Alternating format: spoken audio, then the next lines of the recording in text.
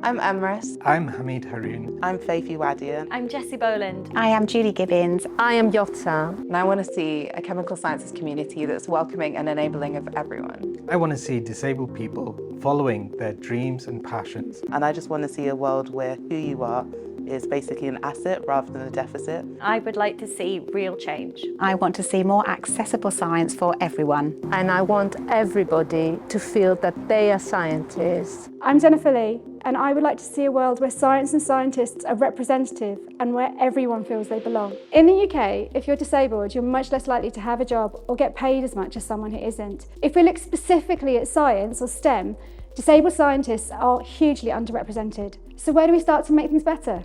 Education.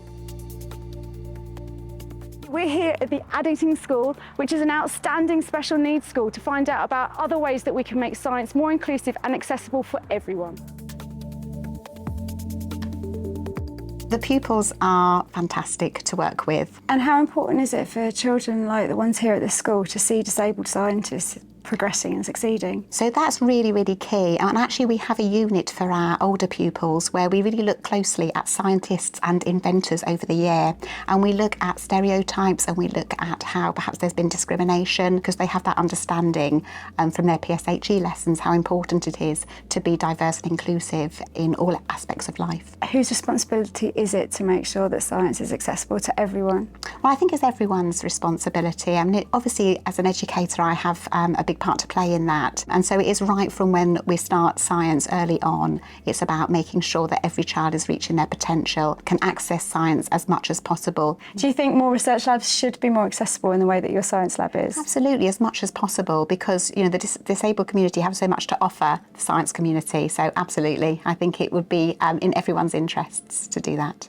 I find it quite fascinating, the stuff that we find out in science. What's your favourite bit of science? Probably the experiments. What kind of people do you think become scientists? Maybe people who didn't realise they wanted to be a scientist. Do you think there should be more people like you in science? Yeah. Yota is a governor at the school and is also part of the NADSN STEM Action Group. She works to ensure that all children have access to science and can choose a career in STEM. Do you think there's a gap in accessibility for disabled young people? I think we need to understand that we can teach science in practical ways.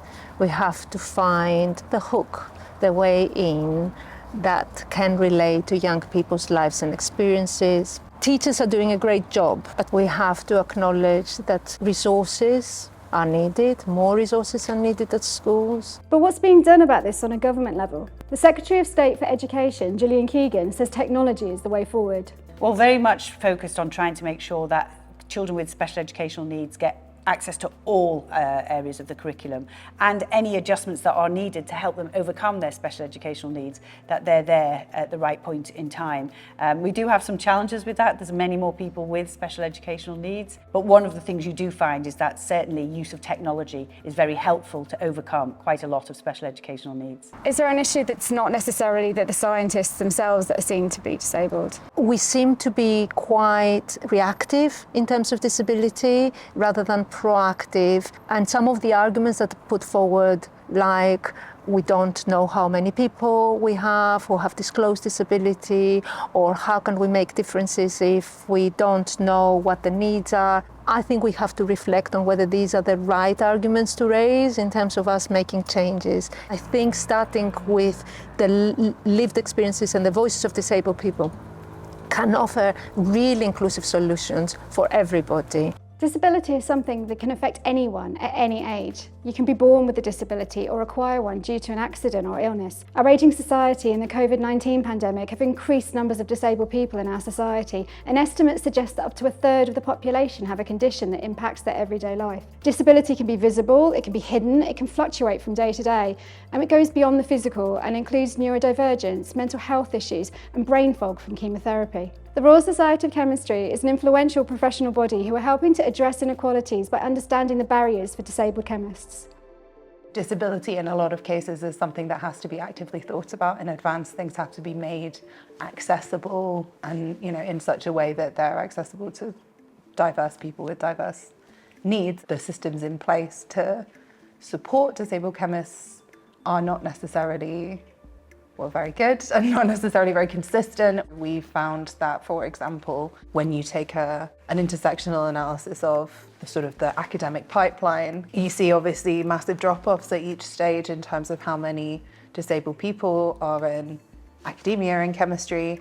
But then if you also combine those analyses with gender and with race and ethnicity especially, those drop-offs become, really pronounced to the point of the numbers are too small to look at the end of the line. And so kids who are from minoritized ethnic backgrounds and have some kind of disability are not seeing anybody that looks like them. In 2020, the Trades Union Congress found that the employment rate for disabled people was just 51.8%, compared to 81.6% for non-disabled people. In October 2023, the UK government reported the disability pay gap to be 28.9%. Looking specifically at the world of STEM, the All-Party Parliamentary Committee reported the STEM workforce was less diverse than the wider workforce. Systematic barriers like these are ableist, and if we want to address ableism and increase diversity, we have to be intersectional. The National Association of Disabled Staff Networks brought together a STEM action group to address the challenges disabled scientists face in the industry and research. Together, we want to do things differently and bring about real change.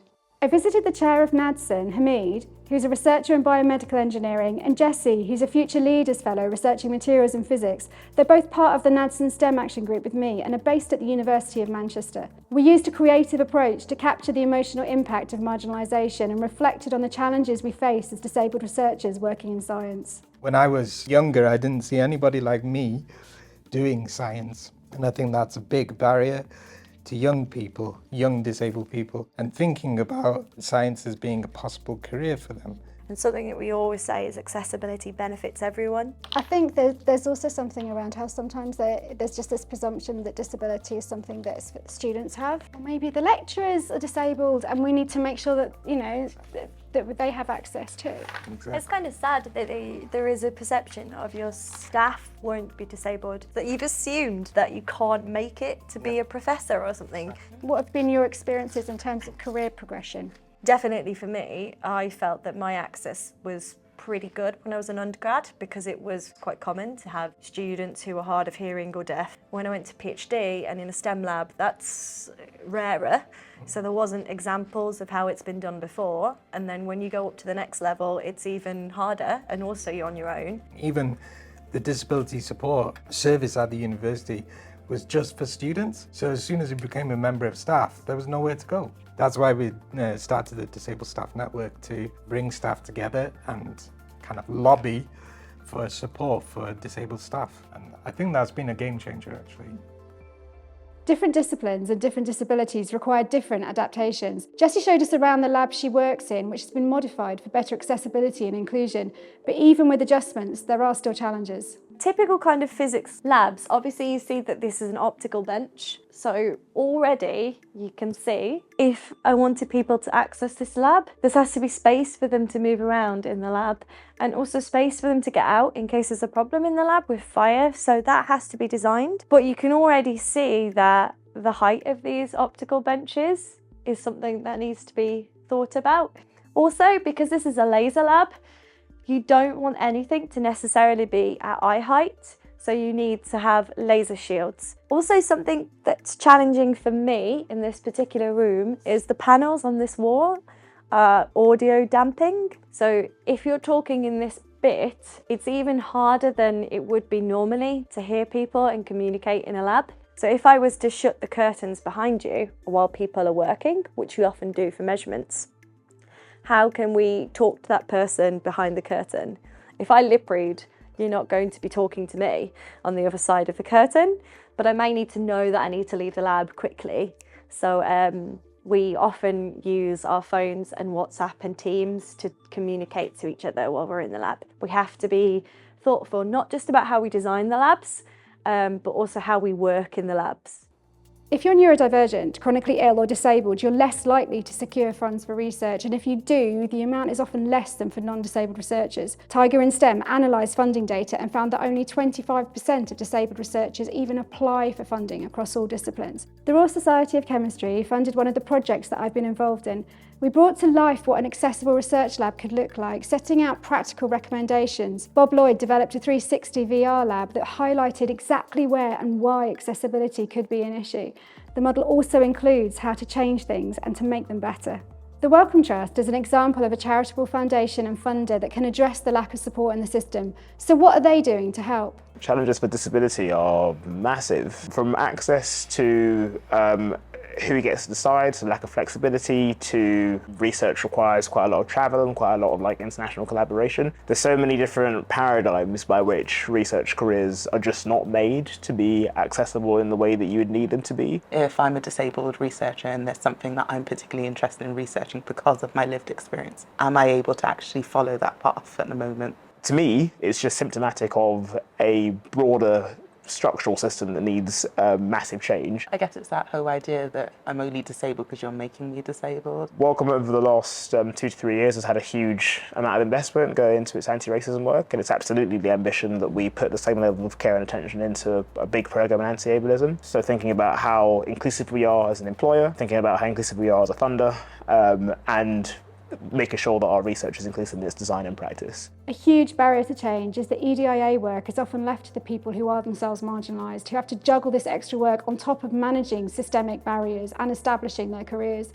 It's absolutely vital that we build in inclusivity and accessibility so that no one is left excluded. We need to capitalise on talent and skills and open opportunities to everyone at every stage. We need to highlight the emotional impact of exclusion, and when we do all of this, that's when we'll see STEM reflect the society that we live in.